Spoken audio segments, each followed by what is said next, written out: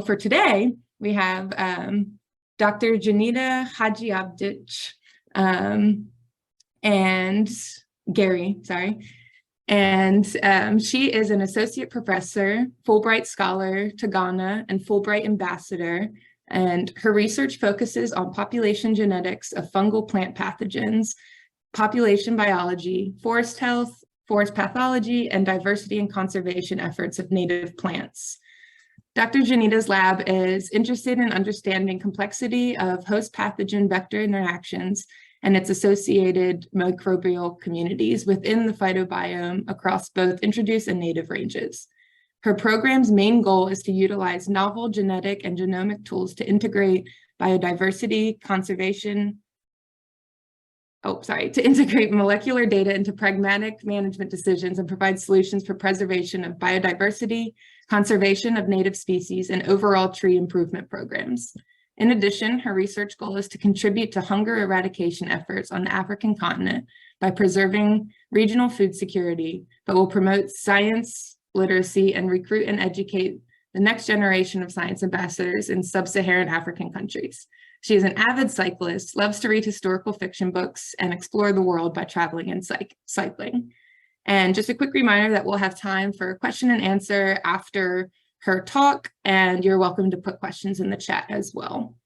So without further ado, Dr. Denita. Thank you. So can you see my full screen here? Yes, you're good. Okay, wonderful.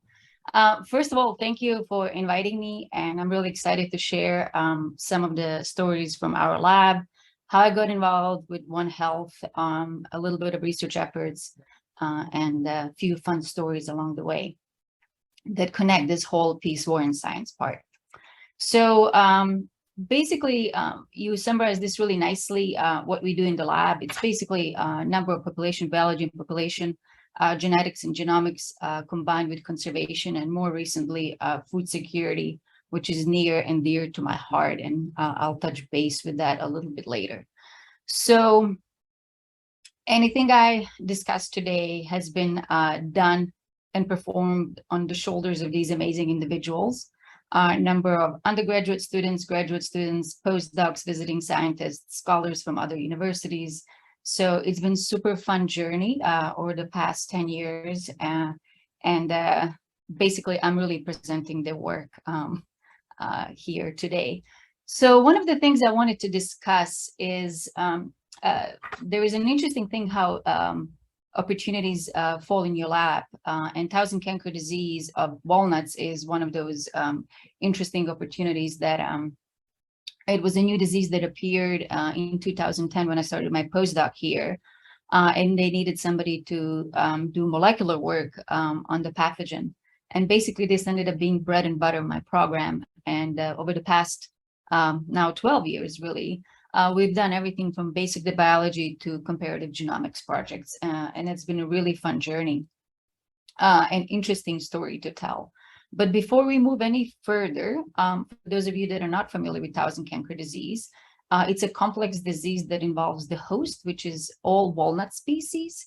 It includes the fungal pathogen, Geosmithia morbida, and the insect vector, primary insect vector, walnut twig beetle, but later on we found alternative vectors for this disease.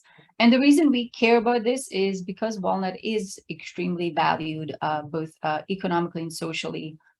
Tree, it's used in basically woodworking pretty heavily, and the current standing value is over $569 billion in the eastern United States.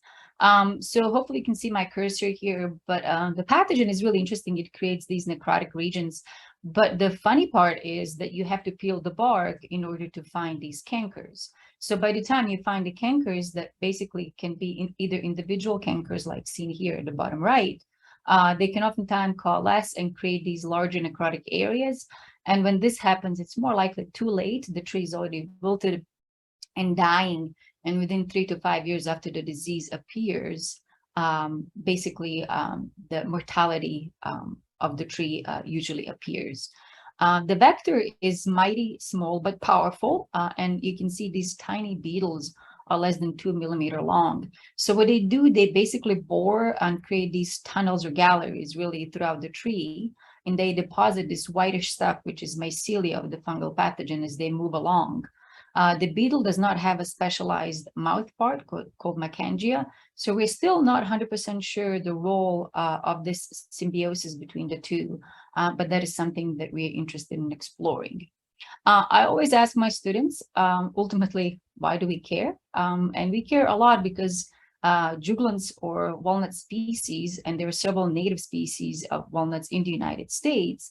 You can see the distribution of that here, but they also distributed globally.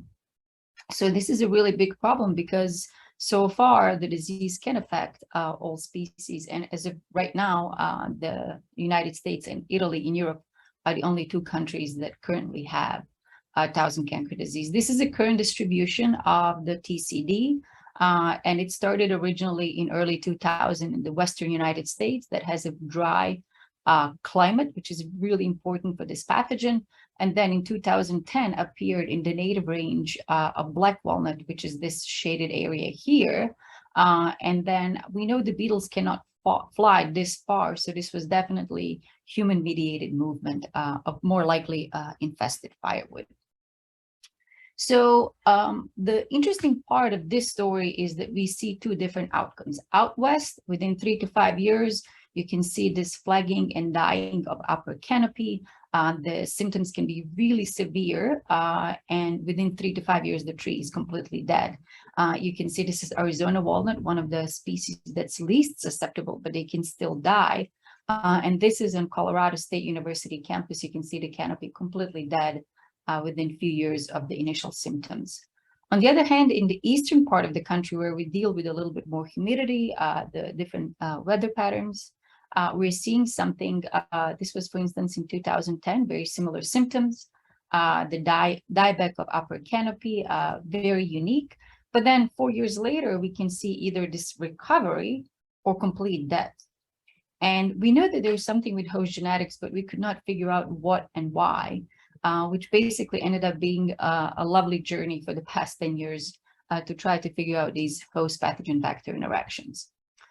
So walnut twig beetle, so the first order of action was we basically developed molecular markers that are species specific. So we're able to do a few population genetic studies. And by the way, this is Italy. It's not located in the southwestern part of the United States, but I had to put it here for the sake of space. And two different colors indicate two genetic clusters of this walnut twig beetle. And what we found is that basically we have one cluster, and this would be considered southwest is the native range of walnut twig beetle. And in more recent years, we also concluded that the pathogen is more likely native in this area. But why this disease did not occur before is something really interesting and puzzling. So since Italy was 2013 introduction, we would think that the newer introduction would result in much lower genetic diversity of individuals across Italy. But to our surprise, that's not what we found. We found the presence of both genetic clusters in Italy at relatively high rates, which could basically result in several potential hypotheses. Either this was introduced to Italy several times from multiple sources on multiple occasions, or there was something that this association was existent, but something triggered this pathogenicity of or combination of the host pathogen vector interactions to create a disease. So when we did basically a much larger study, this walnut twig beetle population study here was around 800 walnut twig beetles that we assessed and included the entire United States and Italy. This was much more concentrated area of this basically PCA, DAPC plot, where the grouping, we have a very clear grouping of more likely around 1,600 individuals here for the walnut twig beetle. And we are seeing a separation of individuals from California. So we wanted to do a little bit more concentrated population study across the native distribution of walnut twig beetle. But the bigger issue with all of this was the diagnostics, because when we received samples from the Western United States, Isolation of the pathogen was much easier compared to the eastern part. And we could not figure out, again, why we're seeing those differences and why that occurs. So when we receive a piece of wood, we have to peel the bark, look for these basically galleries created by an insect. Then after we looked at under the microscope, we create a so-called moist chamber. And within 3 to 5 days, we would have basically fungal growth on these wood chips appearing. So that would be normal course of action. However, this is something that we do not see often in the eastern part of the country. Very clear, distinct conidiophores, which are basically the structures that bury conidia or spores of the fungus. And then what we ended up doing is basically to create a pure culture, because the pathogen is slow growing, there is no specific media, and it's really quickly outcompeted with all other faster growing fungi. We had to do almost like a version of bacterial streaking, and there was also a yeast phase. You can see that here that this pathogen has, and within roughly 7 days we can obtain pure culture, and within 4 to 6 weeks, if we are lucky, this is what we get. However, since we all do research, we know the reality of the situation is not as nice as depicted earlier. So this is what we see quite often. A lot of contamination, a lot of secondary pathogens, a lot of basically plating and manpower needed to obtain the pure culture. Another complication with this is the morphological plasticity of this fungus. This depicted here from left to right, this is the same pathogen. It's just a little bit of difference in morphology and appearance. So to an untrained person, this would be very hard to distinguish between one or the other. Also, growing on different media, PDA versus MEA, can induce slightly different colony formation. And under the microscope, it looks very similar to penicillium and some other similar looking fungi. So it would be very hard to distinguish using strictly morphological observations. So we wanted to develop a molecular detection. And what we did is basically created a combination of drilling through the wood. So we can obtain the wood shaving here, you can see here, and then isolated DNA from this heterogeneous sample. This was fine because we had species-specific microsatellites that we could use to obtain that. We also wanted to see what is the possibility of drilling randomly through lenticels or any other natural wood openings without peeling the bark and looking for cankers, in order to maybe do this in the field or speed things up on the lab part so we can confirm the pathogen.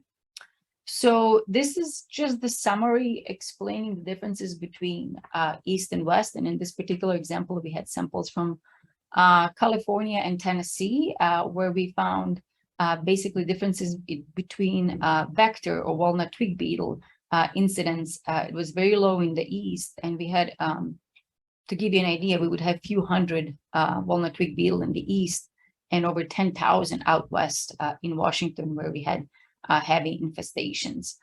Working with pathogens isolating from California and West was much easier and quicker versus East, and so on and so forth. So we knew some differences existed.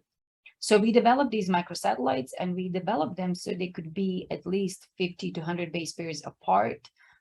So the idea is so we can more likely multiplex them or run them in the same single tube to reduce the cost.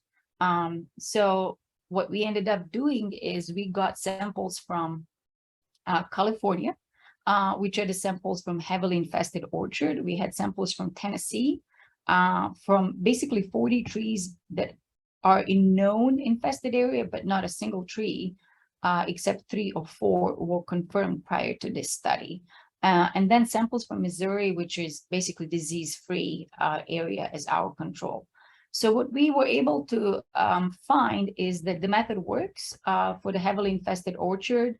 We had 85% basically confirmation rate, and we tried everything from confirming just the pathogen, which is Geosmithia morbida, then the pathogen and the beetle together, and no detection at all, and then just the walnut twig beetle. So we tried several different approaches, but this was nice and fine. However, it is time-consuming, labor-intensive, and it required specialized equipment.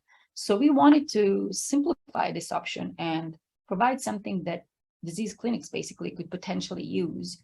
And the first order of action was to see, can we actually run this simply on a gel, and how low we can go with our detection method, how diluted our DNA has to be, from everything from pure sample, meaning pure Geosmithia morbida culture, to heterogeneous samples, meaning just a drilled wood with everything else, including black walnut DNA.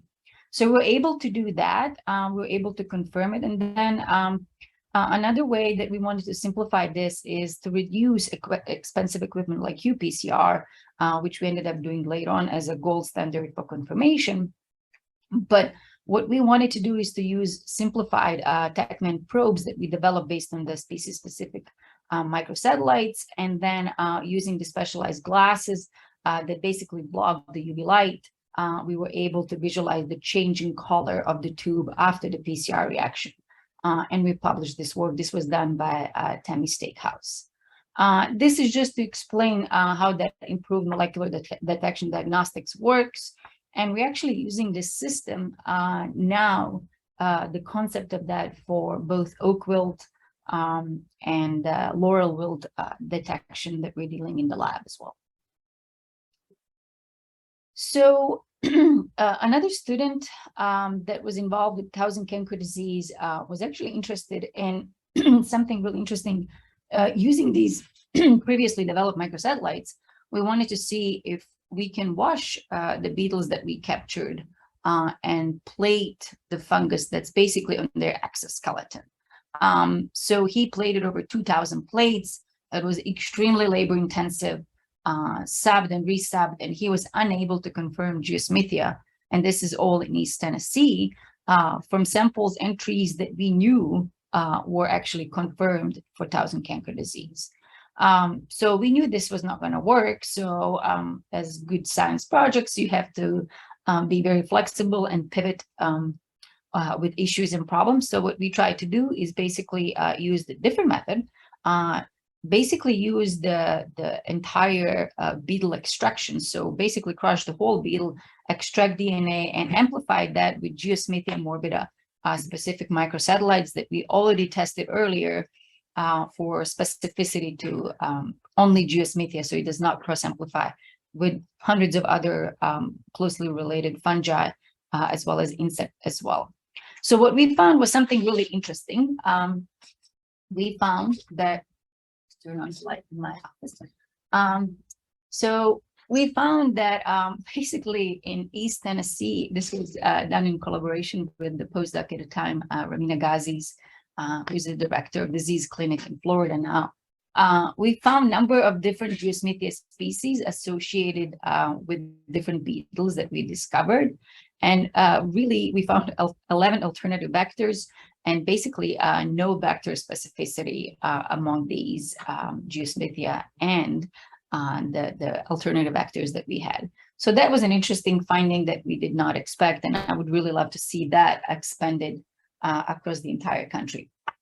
So what we did also as a proxy for virulence, it's really hard to work with trees because when you inoculate trees or when you do smaller greenhouse experiments with any other plant, it's much easier to do inoculations. But with trees, the number of trees that's required for statistical power is gigantic. And this is also the pathogen that's controlled and so on and so forth.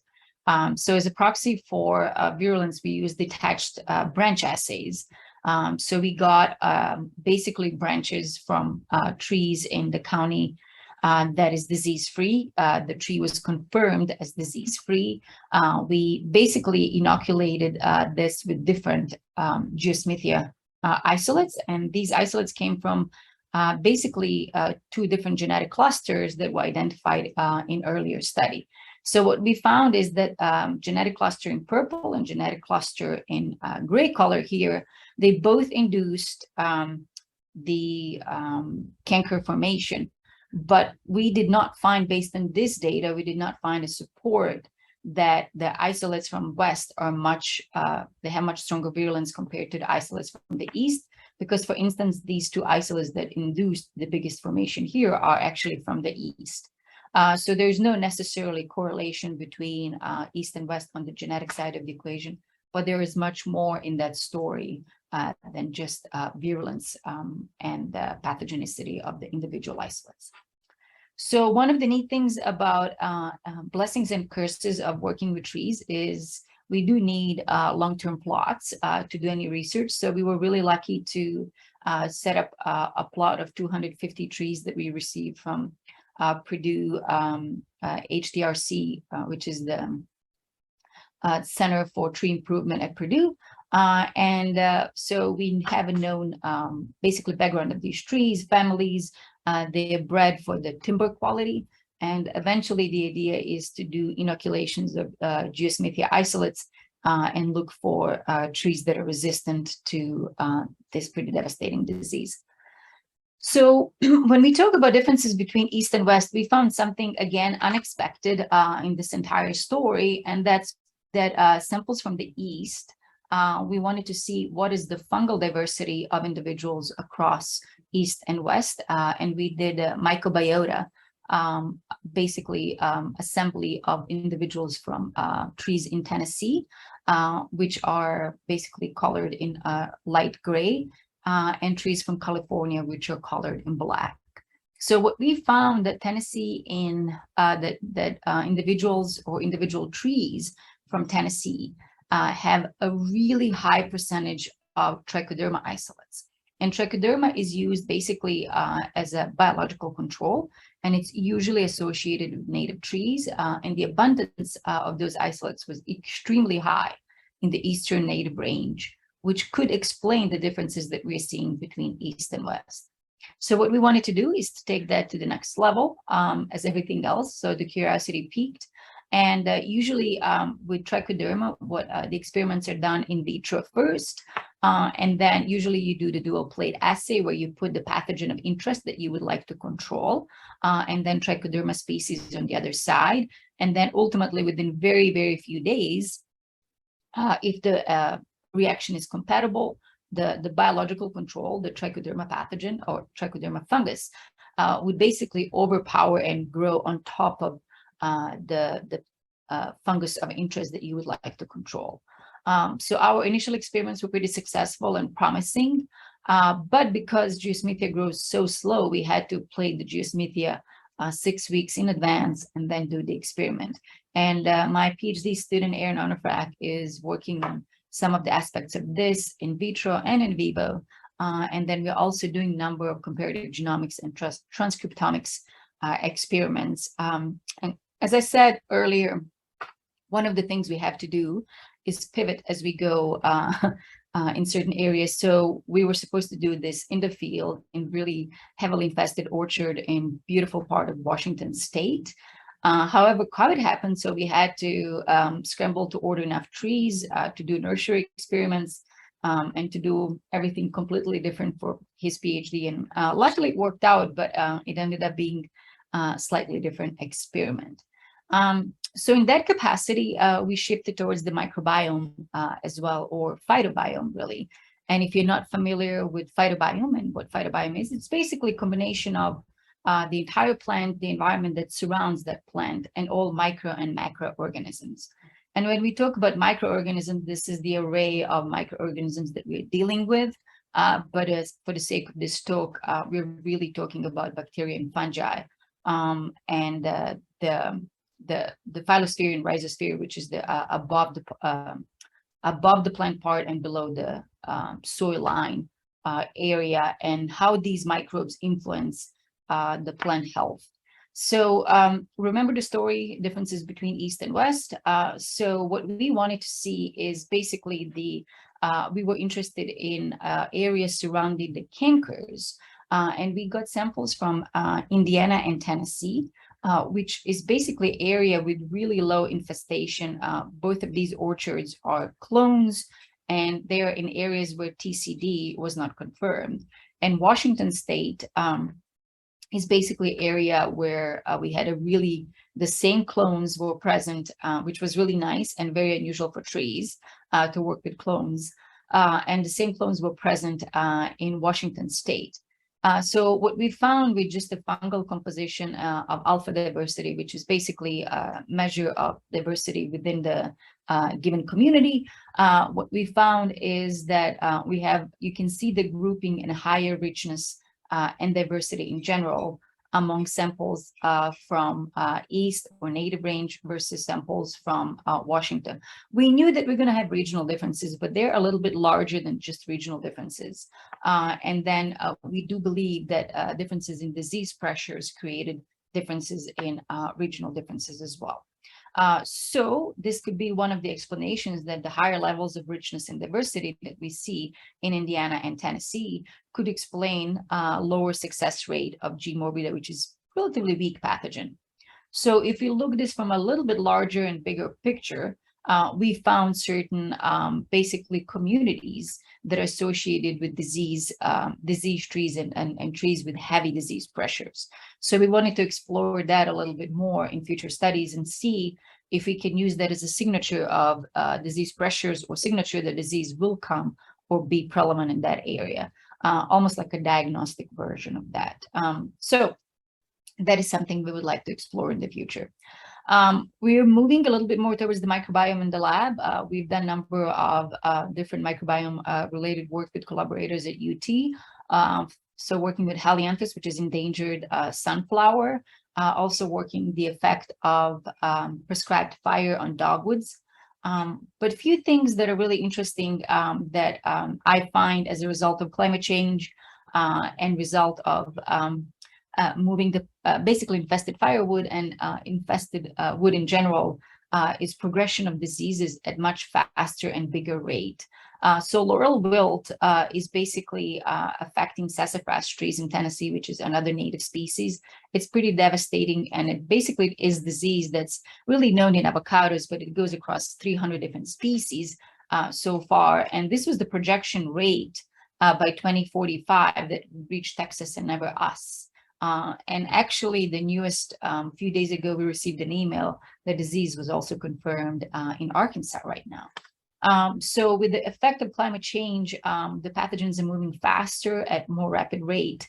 And we are really interested in not just molecular detection of the pathogen, so quicker response to possible quarantine and basically prevention of further spread. But we're also interested in both molecular detection and virulence, as well as transcriptomics of all these diseases, which is what Meher Oni, my PhD student, is working on both laurel wilt and oak wilt, which is another pretty devastating disease of oaks.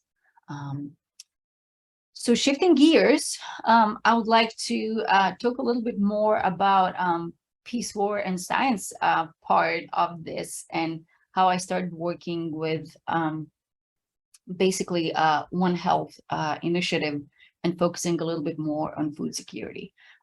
So this is the group of scholars that I met in Ghana. This is a grant that was funded by BHERD. So we had a group of picky eaters in this group that did not eat a provided lunch. And my background, I'll explain in the next slide. But growing up, my mom used, I grew up in Bosnia, and my mom used the Ethiopian famine as a scare that I should eat everything that's on my food. And if you remember Ethiopian famine, it's basically kids with inflated bellies that ended up with 1.2 million starved children and 2.5 million basically refugees, thousands of orphans, and basically kids that have been stunted for life.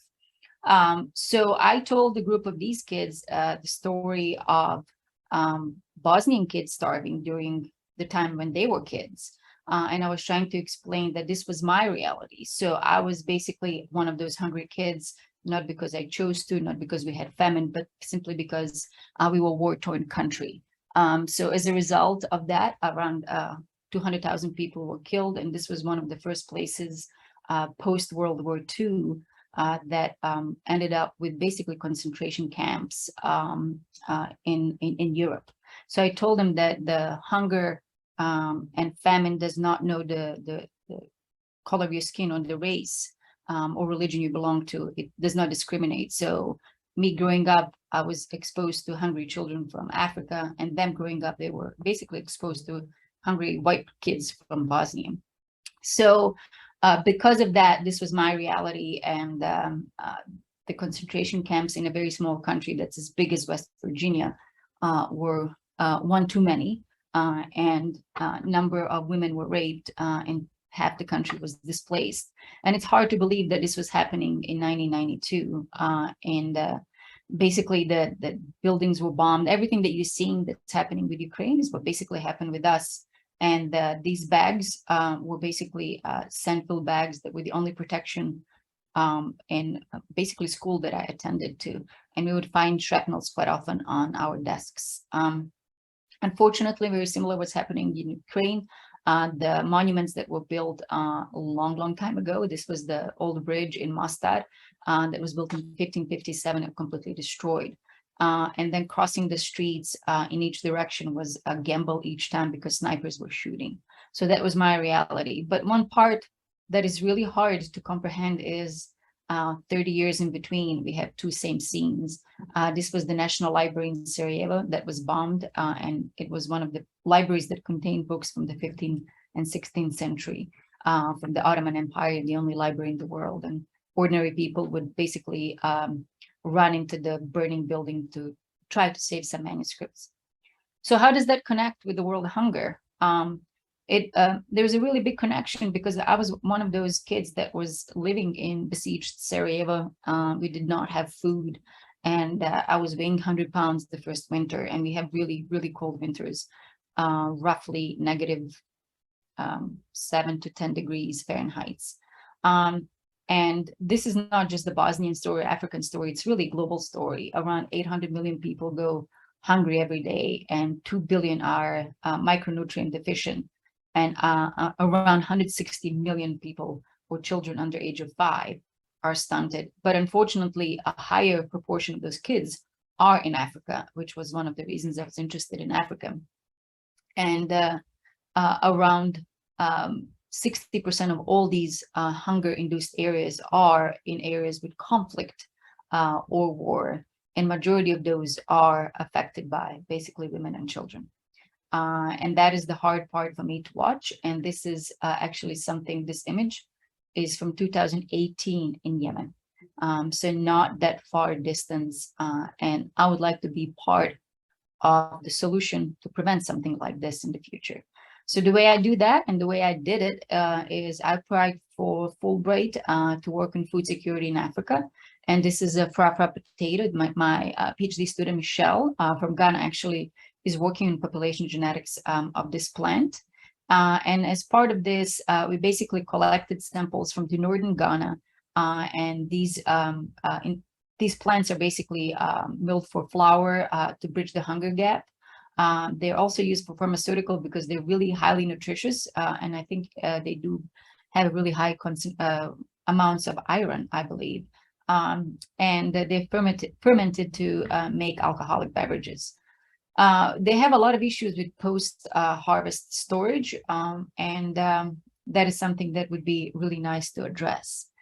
Another plant that I worked with is anti-malarial plant, which people from indigenous people basically consume the root system. They boil it and they drink it as a concoction for to treat malaria.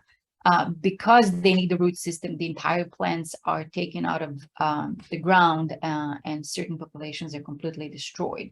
So what we were trying to do is to assess current levels of genetic diversity of this plant. And although we have overharvesting of these populations, we can say that current analyses of genetic diversity indicates that populations are still relatively stable. They have high genetic diversity, presence of population structure, and there's quite a bit of work to be done with some of these individuals, and that is the current collaboration we have with our Ghanaian partners. So one nice part about traveling and doing things like this is exposure to amazing cultures, people, food. So here is my first ever fresh pineapple, literally harvested as we were tasting that at one of the pineapple farms in Ghana. This is visiting a cacao field, and this is one of the reasons that Ghana cacao is superb. and because they use the sun-dry option. But I also got a chance to travel with some of my colleagues and collaborators, share the stories and experiences, and it's always fun to just have these unique opportunities with your colleagues. And this is what they call Casual Friday in Ghana. So wearing African print is a way to show basically when in Rome. And some of the interesting things, this is just to wrap up my observations as a Bruni, which is the white foreigner. This is how they called me. Instead of mulch, they use palm leaves, and plastic is really expensive for the pots. So they put everything in these bags. And this is the market that you can find all sorts of things, including this smoked fish that was actually pretty delicious, that you can buy basically on the street. And this is at a University of Ghana campus, just the hydroponics production that they have. And one of the things that I was also able to participate are a few things as an outreach. And this group of women provided basically sex education to Ghanaian middle schools, girls, and these reusable pads that they created themselves, because oftentimes girls from rural areas, they miss school because they're on their periods. So they were providing some of the education and the pads for those girls that could not afford it.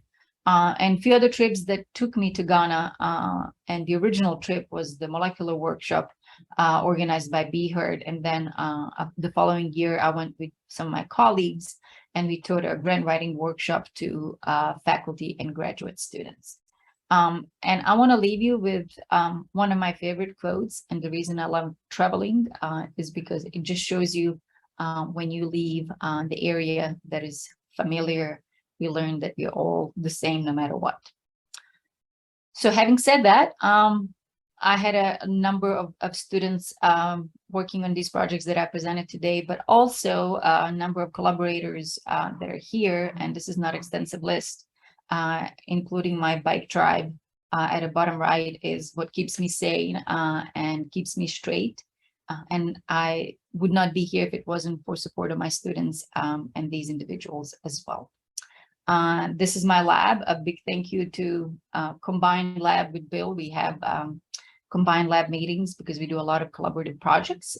And this is more or less it. So I'm a big proponent and supporter of Fulbright. And if you have any questions regarding that, I'd be happy to talk about it. But I'll stop sharing and see if you guys have any questions.